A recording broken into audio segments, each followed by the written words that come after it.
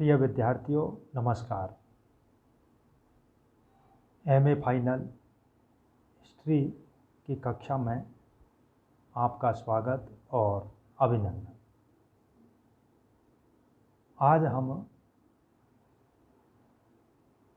Paper 8 social and economic life and institution in ancient India, प्राचीन भारत में सामाजिक और आर्थिक संस्थाएं के पेपर में तीसरा जो बिंदु है वर्ण सिस्टम, वर्ण व्यवस्था के अंतर्गत हम अध्ययन करेंगे।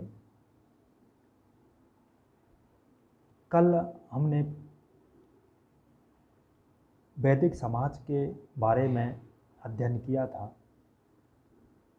वैदिक सभ्यता ऋग्वैदिक या पूर्व वैदिक, इस काल को हम दो भागों में विभाजित करते हैं। ऋग्वैदिक काल या पूर्व वैदिक काल जो 1500 ईसा पूर्व से 1000 ईसा पूर्व माना जाता है, और उत्तर वैदिक काल 1000 से 600 ईसा पूर्व तक का माना जाता है। इस वैदिक सभ्यता के जो स्रोत हैं वो वैदिक साहित्य है। वैदिक सभ्यता से तात्पर्य वैदिक साहित्य में वर्णित सभ्यता से है। वेद शब्द संस्कृत की विद धातु से बना है, जिसका अर्थ है जानना अथवा ज्ञान प्राप्त करना। इस प्रकार वेद का अर्थ है ज्ञान। वैदिक साहित्य से तात्पर्य 4 वेदों से है: ऋग्वेद, सामवेद, यजुर्वेद एवं अथर्ववेद। प्रत्येक वेद की अपनी संहिता है। प्रत्येक संहिता से संबंध ब्राह्मण, आरण्यक एवं उपनिषद ग्रंथ है। ये सभी वैदिक साहित्य का ही भाग है। ऋग्वेद में इंद्र की देवता की स्तुतियों के मंत्रों का जो संकलन है वो ऋग्वेद कहलाता है। सामवेद के अंतर्गत जो ऋषि ईश्वर की प्रार्थना या देवता की प्रार्थना के लिए जो मंत्र गाए जाते थे वो सभी सामवेद के अंतर्गत आते हैं। यजुर्वेद यज्ञ से संबंधित जितने भी विधि विधान हैं वो यजुर्वेद के अंतर्गत आते हैं। और अथर्ववेद ये बहुत बताया जाता है कि ये बहुत बाद का वेद है, और अथर्वा नामक ऋषि ने इसकी रचना की थी। इसमें जादू, टोना, तंत्र, मंत्र जितनी भी विधि विधाएँ हैं वो सब अथर्ववेद के अंतर्गत आती है। संहिताओं में मूल सूक्त या ऋचाएँ हैं। ब्राह्मण ग्रंथों में सूक्तों की व्याख्या और धार्मिक अनुष्ठानों का विवरण है। आरण्यक ब्राह्मणों के उपसंहारात्मक अंश अथवा परिशिष्ट हैं, जिनमें दार्शनिक सिद्धांतों, रहस्यवाद का वर्णन है। उपनिषद ग्रंथ तत्व ज्ञान और आध्यात्मिक ज्ञान के स्रोत हैं। ये वेद मनुष्य की रचना नहीं है, अपितु ये ईश्वर कृत है। इन्हें अपरोक्ष कहा जाता है। ये मंत्र दृष्टा ऋषियों द्वारा प्रणीत हैं। विभिन्न कालों में भिन्न भिन्न ऋषियों द्वारा रचित मंत्रों का इनमें संकलन है, इसीलिए इन्हें संहिता कहा गया।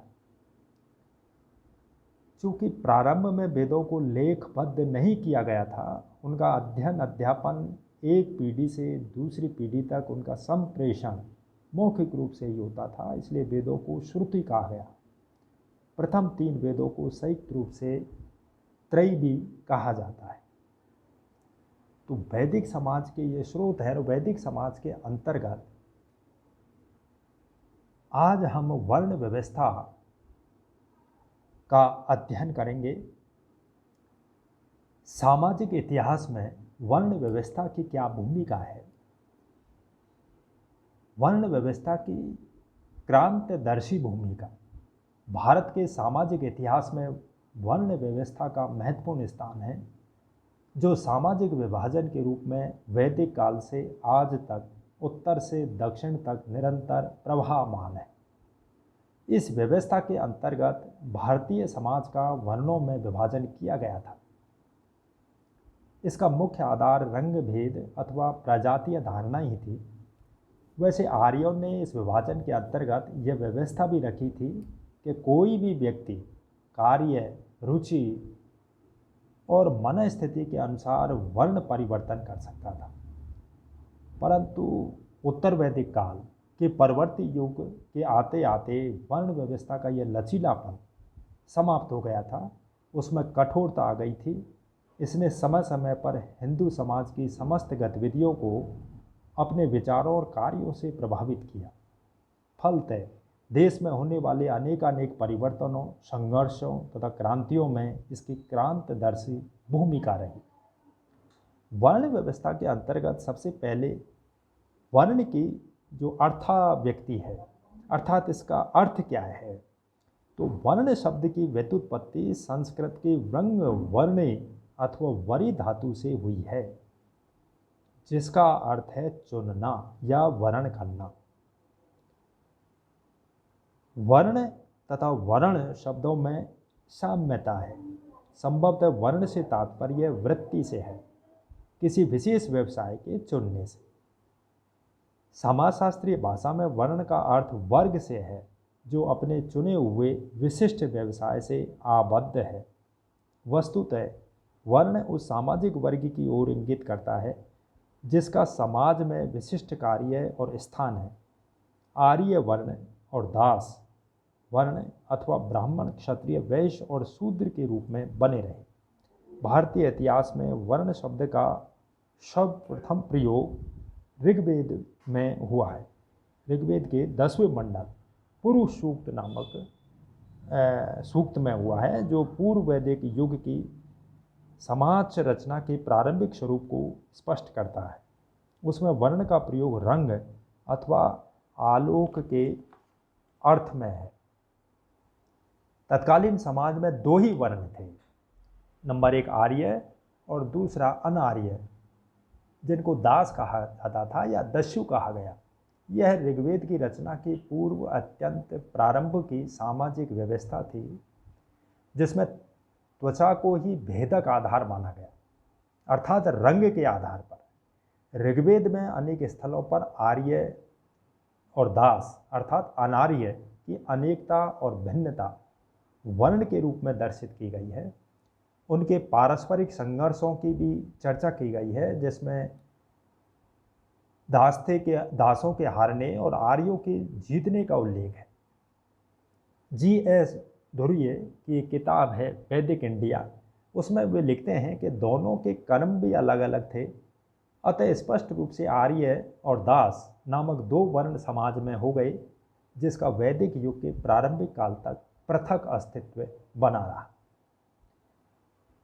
तो ये तो हुआ वर्ण व्यवस्था की उत्पत्ति। अब आता है वर्ण व्यवस्था का अर्थ उत्पत्ति। अब वर्ण व्यवस्था का उद्भव यानी उसके तत्संबंधी सिद्धांत। वर्ण व्यवस्था का विकास क्रमशः धीरे धीरे इतिहास की घटनाओं के संदर्भ में हुआ। इसे पूर्ण रूप से विकसित होने में सहस्त्रों वर्ष लगे।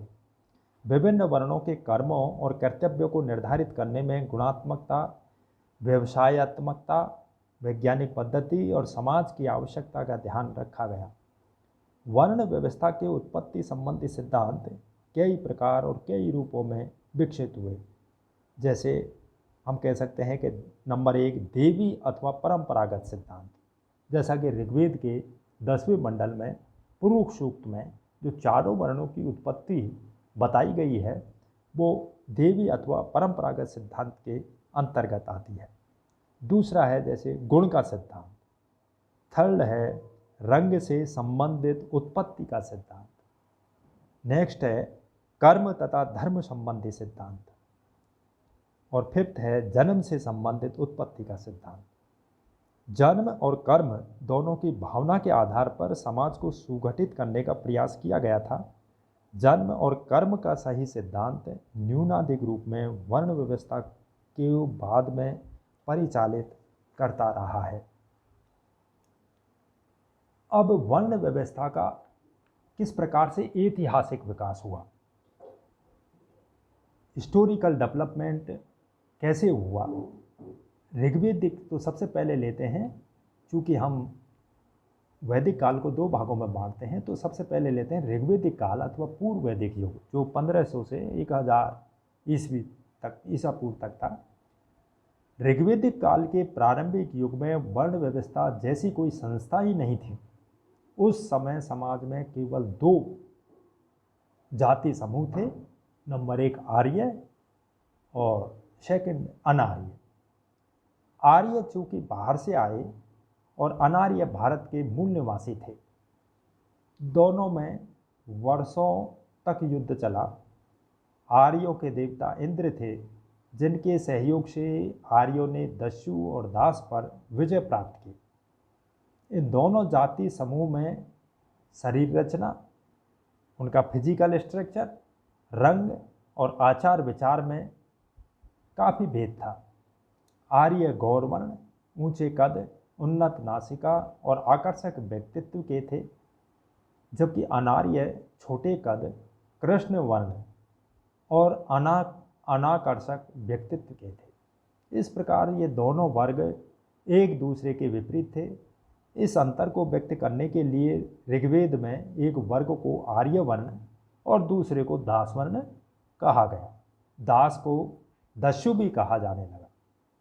डॉक्टर धुर्य ने वैदिक इंडिया में लिखा है कि दास और दस्यु को एक मानते हुए स्थानीय निवासी माना है।